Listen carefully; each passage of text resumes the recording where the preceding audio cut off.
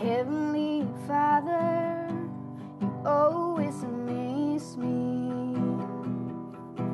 Let your kingdom come in my world and in my life. You give me the food I need to live through the day.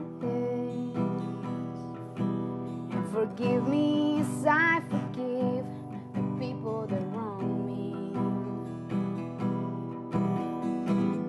Lead me far from temptation.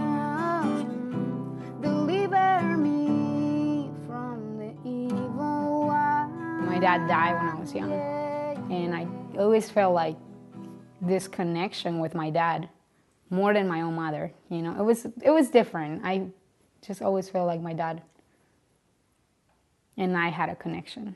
Maybe because I was the only girl he ever had. I only lived with my dad till I was 4 years, and then after a little situation that happened, the policeman came, picked us up, took us to the orphanage, and I didn't live with my dad anymore. But he would come to visit me to the orphanage every Saturday.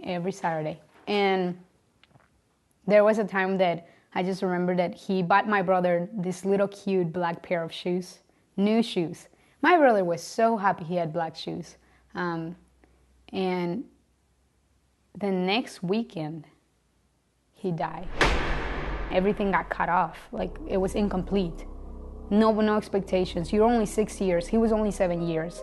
Nobody to explain what was going on. They only said, you're not gonna see your daddy anymore. He's in heaven. But what is that supposed to mean, you know? And it was very hard. I think that was the hardest thing that I learned when I was a little girl. I just remember that the missionaries coming down from Caring Hearts and everything. That was my favorite thing about growing up in the orphanage, I gotta say. I just really admire all those kids that went to Mexico from the United States, because they were just teenagers.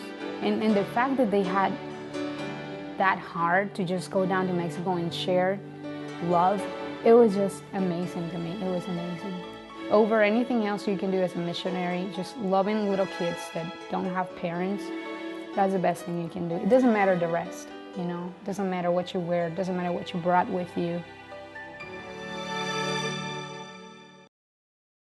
My sponsor, who has been sponsoring me for, I would say 11 years, he's from PA, he's a doctor, Timothy Johns.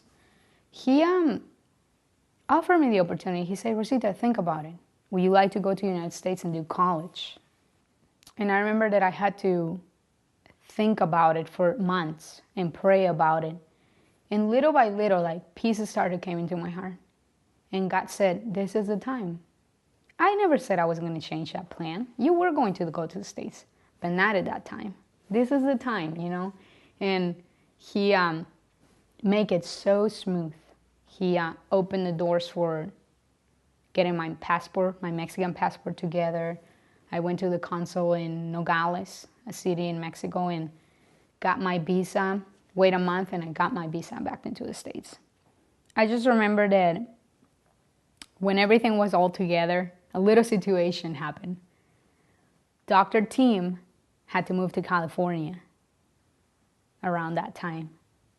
And I was kind of left without a home to live in the States. Sherry Steele, who goes to the mission trips and the medical trips, especially every October, was around there in the orphanage. And I was upstairs in a room. I was just trying to process, what am I going to do? I don't have a home. And I just remember that Sherry Steele came upstairs. For some reason, she just came upstairs. And she looked at me, and I was crying there in the couch, just crying. I didn't know what to do. She sat down, and she started talking to me. I told her what was going on. And she said, just like that, come to live with us. And it has worked great. And that's how I came to the States, and that's how I live in this house. Sherry Steele also, she has been amazing. She has been so faithful to what the Lord has asked her to do. And she knows that I don't have anything else to offer her back, but she's there. She gives her time for me. She gives her everything to me. I am her daughter. There's no difference. She does the same thing for me that she would do for any other of her kids, and I really appreciate that. I have a dad who listens to me and talks to me when I need to talk and teaches me and shares his wisdom, and I appreciate that. That's a big gift for me. I want to major in Spanish and would like to work in this Christian publishing book company. After I'm done with my major, I would like to get my green card and be able to stay and work in the United States, translating for this company. The only reason that I really would consider to stay in America more than anything, over anything else, I've been thinking about this over and over again, is because I want to go back and I want to support Caring Hearts. I just have it in my heart. I have a desire to do that. And I know that if I'm able to do that and stay in the States, I could go and translate for companies and share about the ministry and stuff. And I would really like to do that. That's my desire so far. I really would like to do that.